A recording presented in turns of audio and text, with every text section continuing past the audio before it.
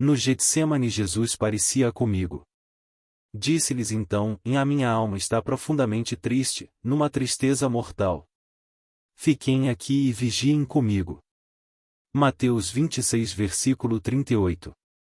A Bíblia revela para nós em Mateus 26.36, 46 um dos momentos mais intensos da vida de Jesus Cristo. Gosto dessa passagem bíblica porque me identifico muito com Jesus nela. É interessante como um Deus tão poderoso pode se importar comigo, sendo quem eu sou, tão pequeno como sou, muito embora eu não consiga cumprir plenamente a sua vontade, ainda assim, Ele se importa comigo.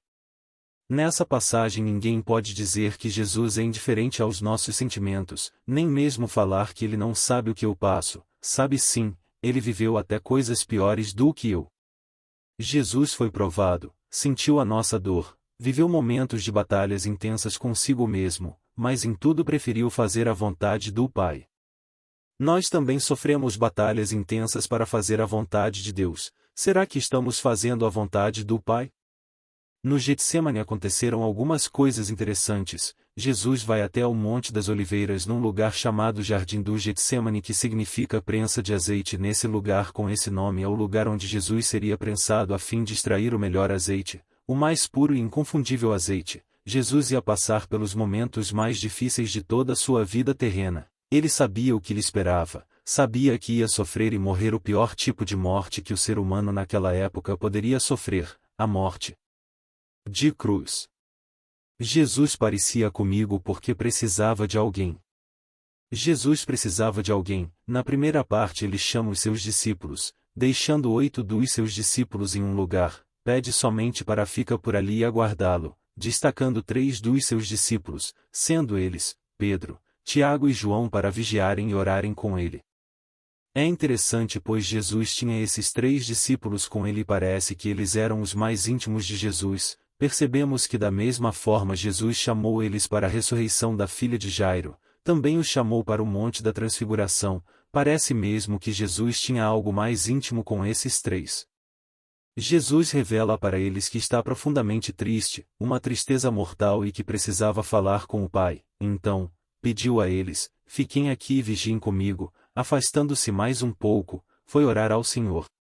Jesus precisava falar com o Pai, mas também precisa de ter alguém do lado. Ele tinha o Pai, era Deus, mas como homem, precisava de outro ser humano ao lado dele. Assim como eu, ele também precisava de alguém ao seu lado, embora soubesse que eles não poderiam fazer nada, mas a presença dos discípulos de certa forma poderia amenizar pelo menos um pouquinho a dor de não estar sozinho, pois era assim que ele se sentia.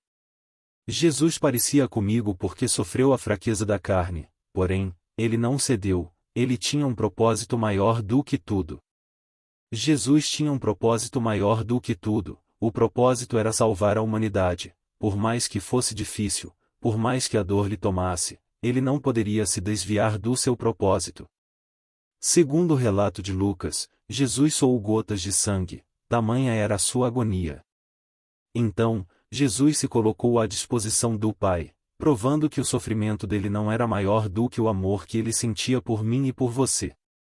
Ele ora por 3 vezes com grande sofrimento, mas nenhuma das vezes ele se deixou levar pela própria vontade, concluía sua oração pedindo a vontade de Deus.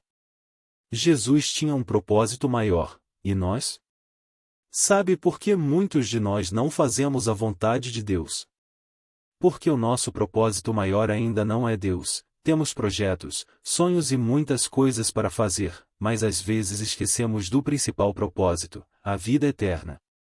Fico imaginando Jesus naquele momento sofrendo, mas pensando em nós. Fico imaginando o Pai, olhando para o Filho vendo a sua aflição e não podendo fazer nada para o salvar, pois ele também tinha o mesmo propósito. Quem sabe se fosse nós, como pais, olhando para a dor de nosso filho, olhando para o futuro, talvez, diríamos: filho, não vale a pena o sacrifício, vamos desistir, venha, volte para mim, não quero ver você sofrer. Jesus não cedeu, ele tinha um propósito maior, nós também, não podemos ceder, precisamos de ter um propósito maior, fazer a vontade de Deus. Estamos dispostos a enfrentar a dor, o sofrimento e tudo mais, por amor de Jesus? Se não estamos, precisamos pensar nisso. Jesus pareceria comigo porque ele precisava estar junto de Deus.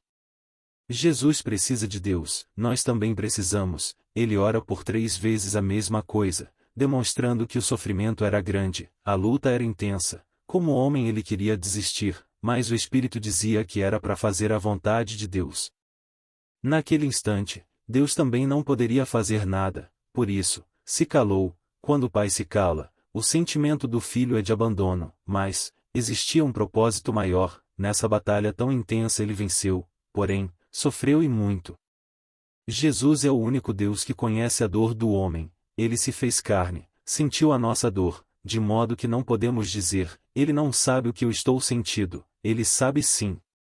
Ele foi um ser humano, e isso é tão relevante, pois temos um Deus que se fez um de nós. Não é um Deus distante em sua glória com todo o seu poder e um Deus que manda somente todos obedecem. Não é um Deus que não nos conhece. Ele nos formou e se fez um de nós, sabe muito bem nossa estrutura, sentiu fome, sede, dor, frio, calor, ficou triste, feliz, chorou, sorriu e amou.